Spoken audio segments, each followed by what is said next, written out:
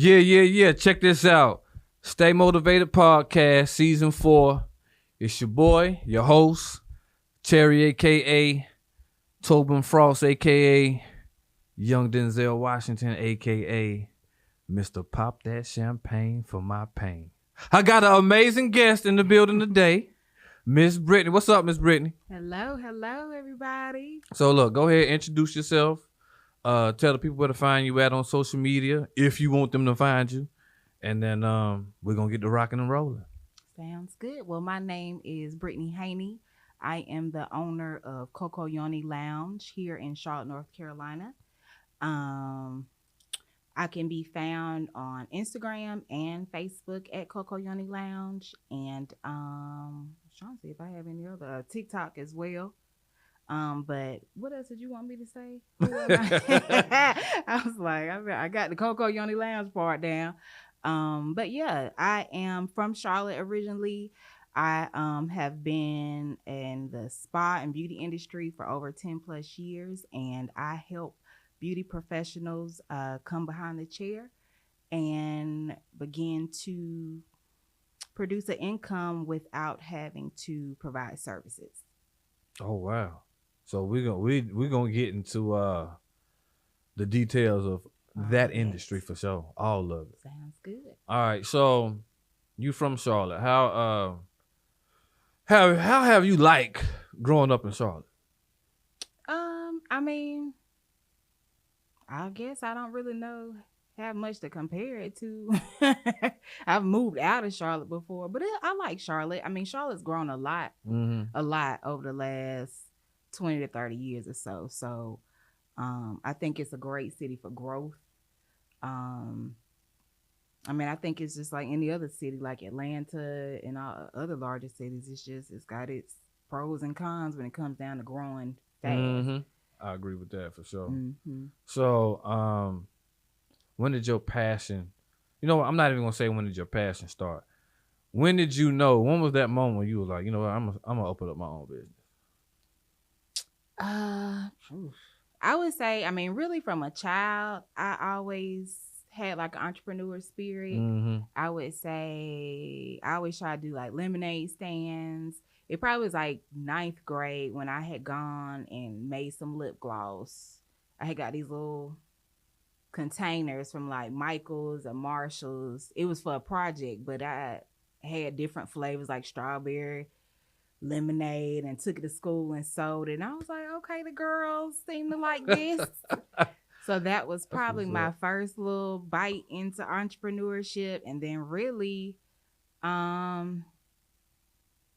I would say probably like college or maybe like 18, 19 is when I started really getting more into it by default. Not really because I had a desire. It was just when I came out of college I would say when I came out of college is when I started really on the entrepreneurship journey the most. So you kind of like went into college and came out of college with a game plan.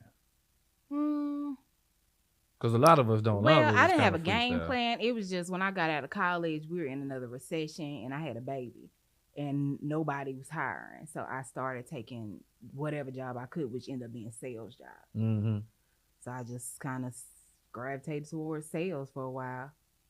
So, damn, that's kind of unique because it's like as soon as you come out of college, it's the recession. And you can kind of compare it to COVID. Oh, yeah. Compared to COVID, and a lot of people came up during COVID. Yeah. You know what I'm saying? I came up during COVID, I feel like. Oh, so you done had 2 come-ups. Yeah. and 2 bad moments, you done had 2 come-ups. Yeah, but I also had some come-downs, too. I heard that, for sure. So let's hit on like the passion to start your business. Like when did that start, and kind of like go through the process of creating your business and what the challenges were? Well, like I said, when I graduated from college, when I came out, I had just had a baby. We were in a recession. So I was going to job interview after job interview everywhere from Charlotte to Raleigh to wherever. And I wasn't able to find a job. So I went ahead and just took, I think it was some newspaper company. I started. That was like cold calling, and I just kind of from there to knives to whatever. I was just always in sales. So I used that background though in sales to help me to learn to market myself in business. So I ended up maybe about 2 or 3 years out of college, I went back to school for massage therapy.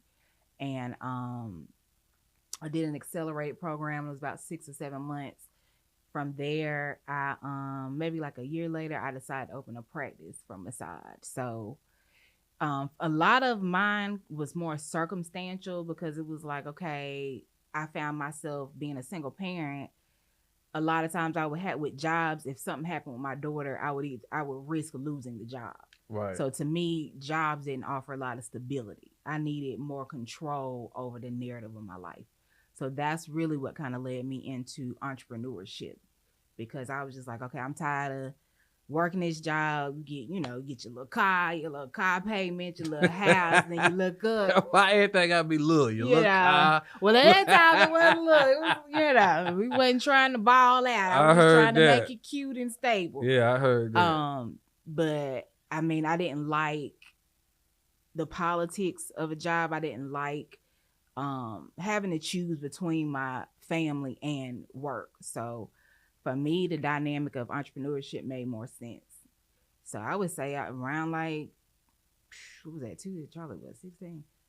So yeah, about 2008, 2010, I went to massage therapy school. So after that, it's kind of been on and popping ever since. Mm-hmm. That's you just threw some gems out there. I'm definitely gonna clip that and put that in one clip. All right, do what you got control of your life, your lifestyle. Mm-hmm. It's hard when you work in full-time salary job, or you know what I mean. It's tough. Yeah, especially with your kids and something come up, you gotta ask them, man, can I take them all? No, you can't. You gotta take it right up. Right. Damn, I gotta take it right up. Risk losing your job altogether. Yeah. And so to me, that doesn't really offer stability. Like, how can you plan life because life is gonna happen. Your kids gonna get sick. Something may happen to you. So if they eat their damn vegetables, they won't get sick. I know, but sometimes they don't do that. They like cookies and Oreos and stuff like that.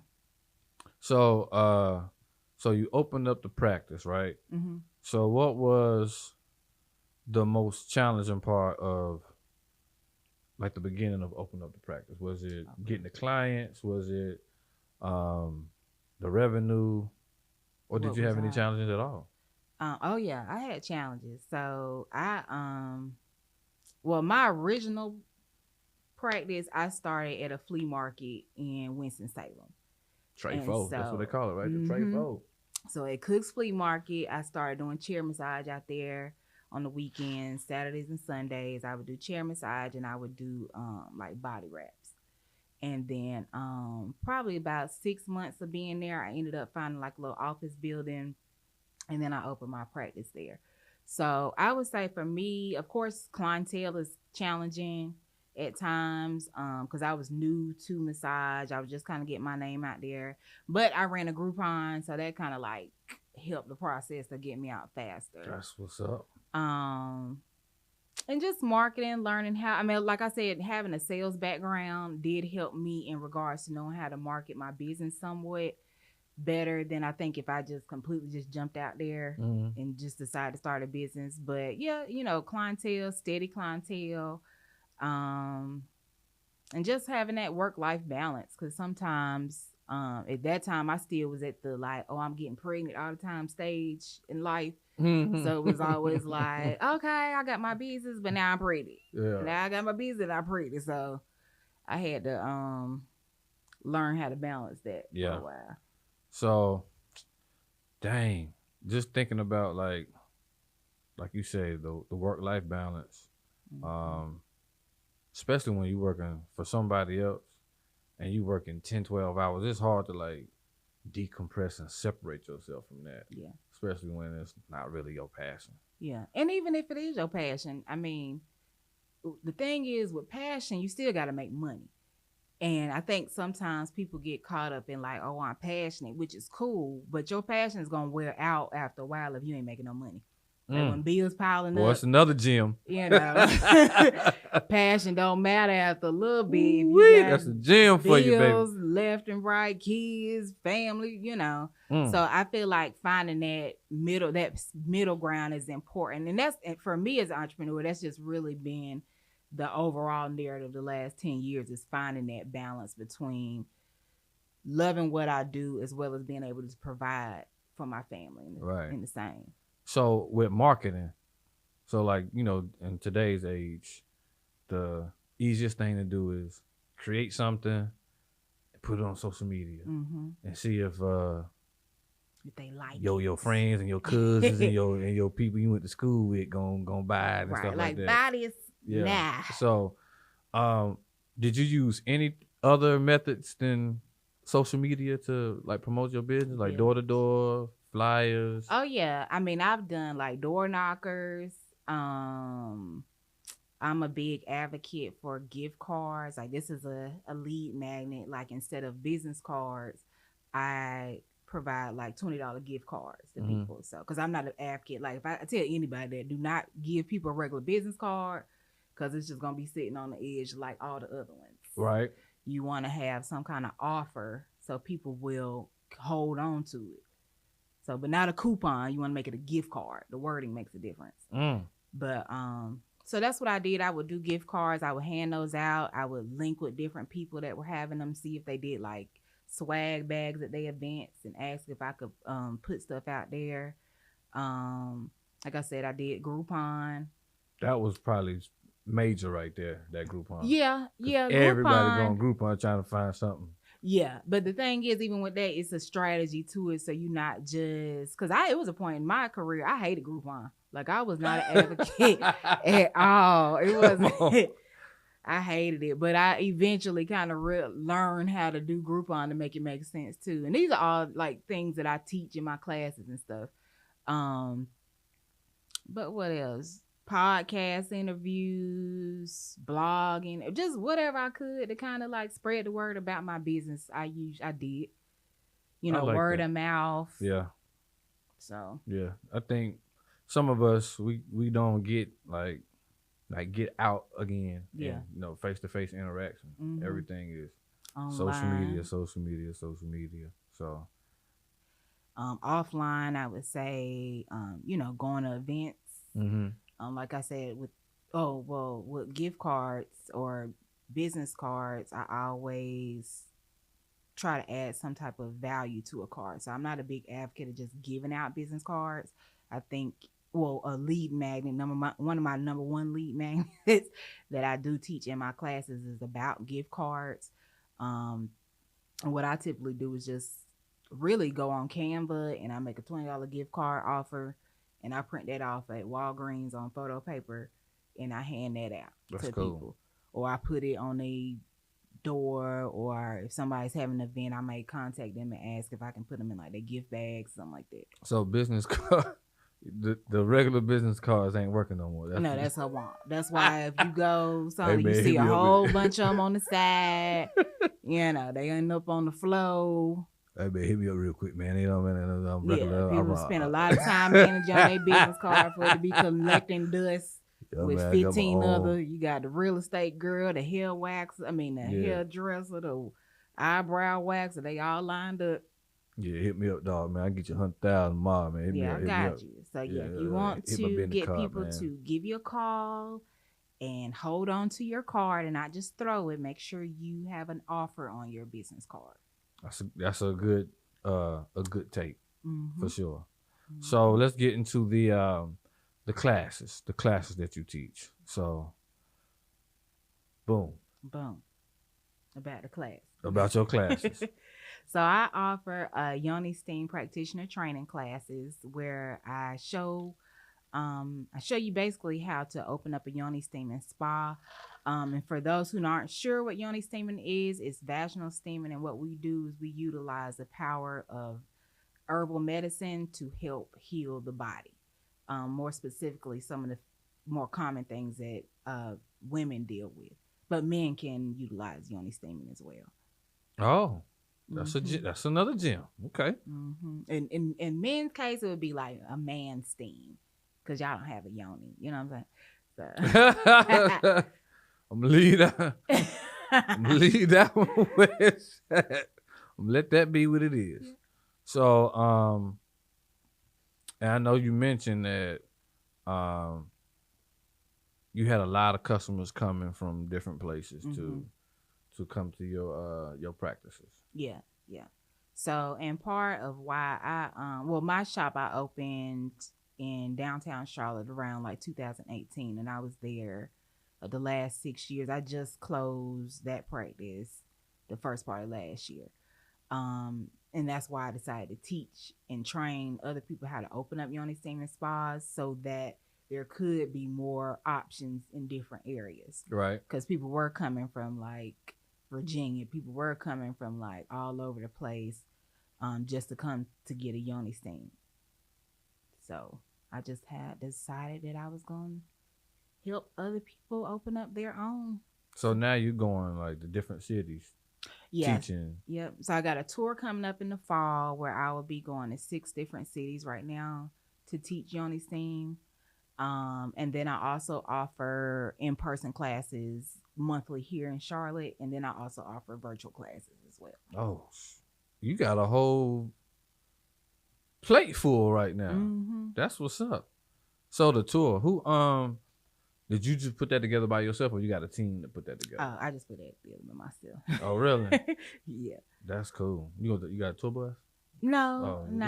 I probably most of those are gonna be flights, different places. I know I'm going to Vegas, New York. Y'all ain't teaching no damn classes in Vegas.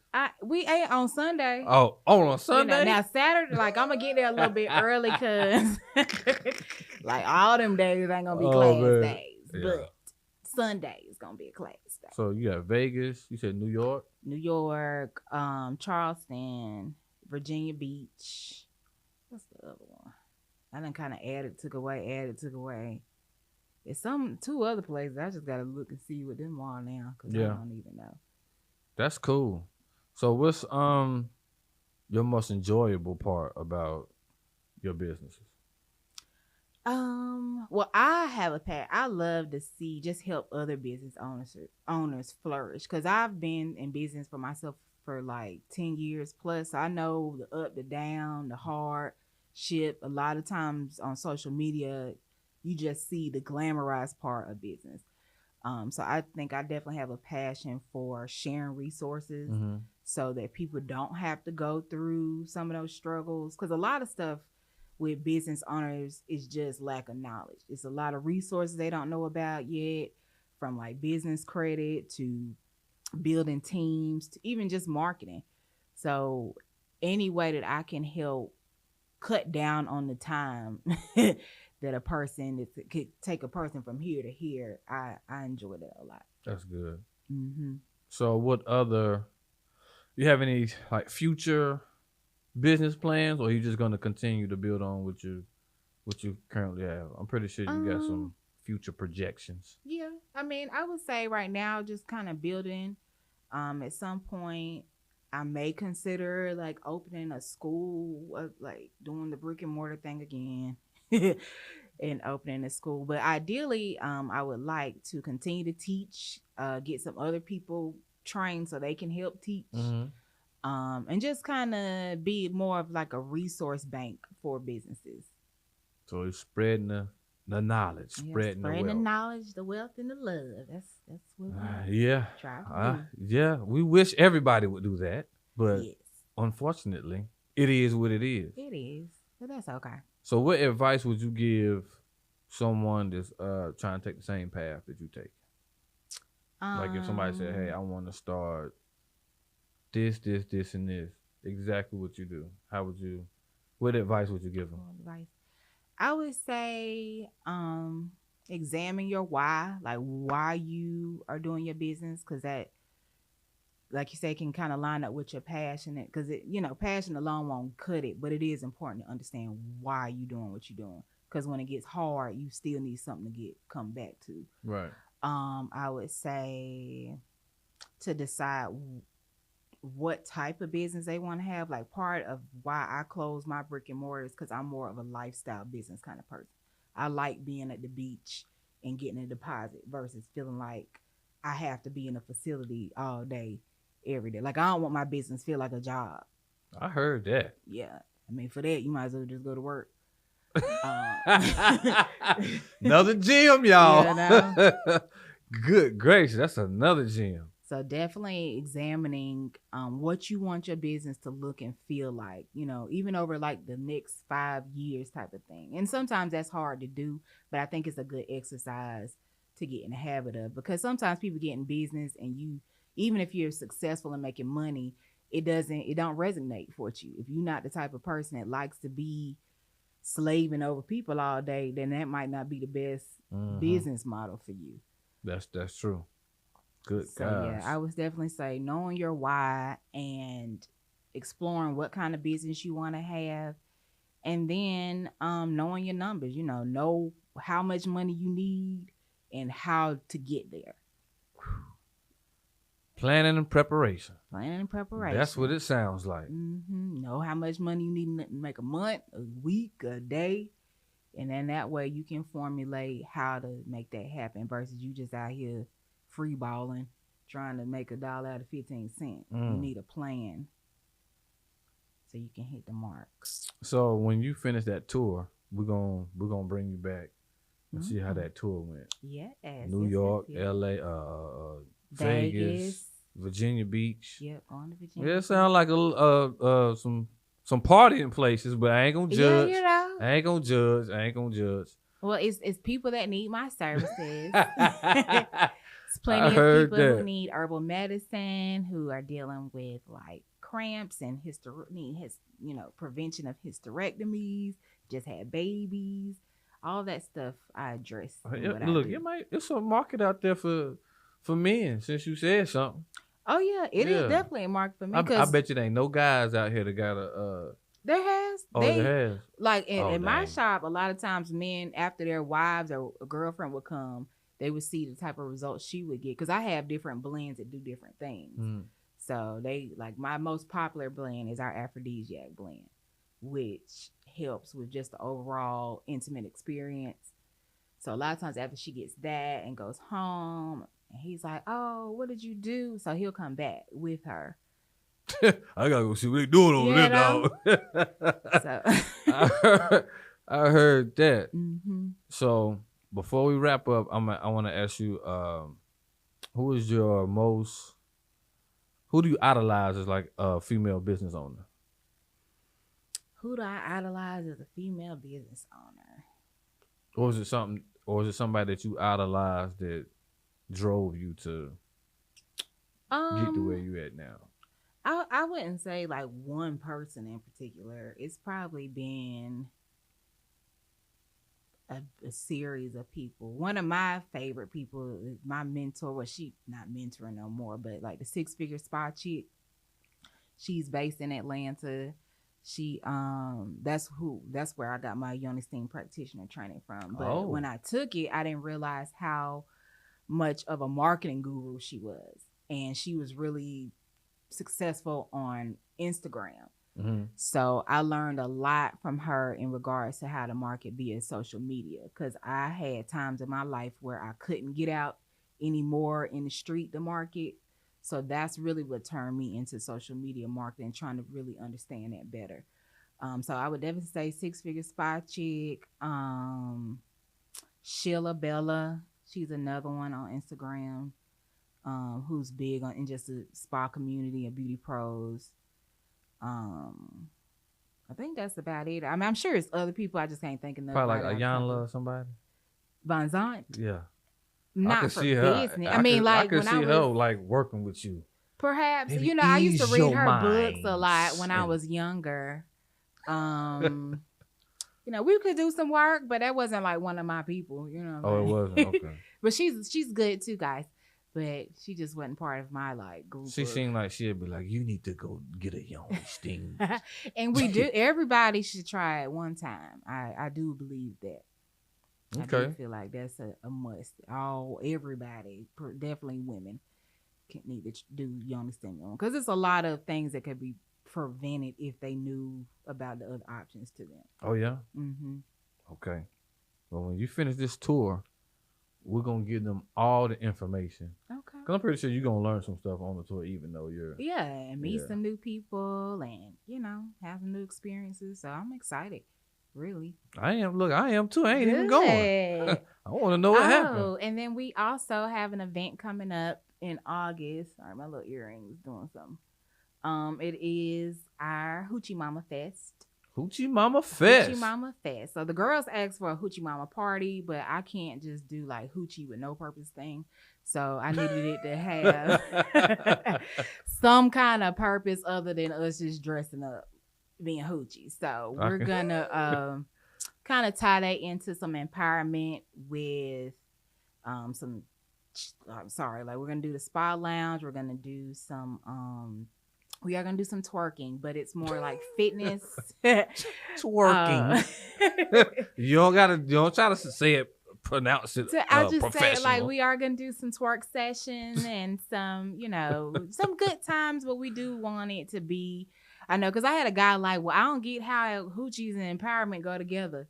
But, I mean, we stay, you look at the Cardi B's and the Megan Thee Stallions in this day and age, because hoochie don't necessarily mean hoe. It just mean, you just a hoochie. Yeah, you just, you're living with non-inhibitions, We're living a little bit more freer. But we are going to celebrate the whole era of happiness over everything. Happiness over everything. What Freaknik stand for? So I don't know. We're gonna stay away from the Freaknik part. The music a little bit, but I'm not trying to have that kind of Hoochie Mama Fest. I heard that. So I can hear old Leroy. We're going down to the Hoochie Mama Fest. No, it's women's empowerment. You stay here. Yes. But he can come in and buy a drink for the ladies. You know what I'm saying? We got something. He can come get a man steam. Man, Lord Leroy still stay at home watch TV. It's too hot to go out there to the Hoochie Mama Fest. But now, I appreciate you coming. You got any other information you want to get the audience? Not off the top of my head. Y'all just make sure you follow on Instagram and TikTok and Facebook, Coco Yoni Lounge. You can check out what upcoming events we have, classes, as well as any products or services that we offer, because we have gone mobile now. So if you want to book like a spa party or something like that, feel free. But you can definitely check me out on social media. They going crazy. I'm going crazy. All right, y'all. Appreciate y'all. And we are out. Okay.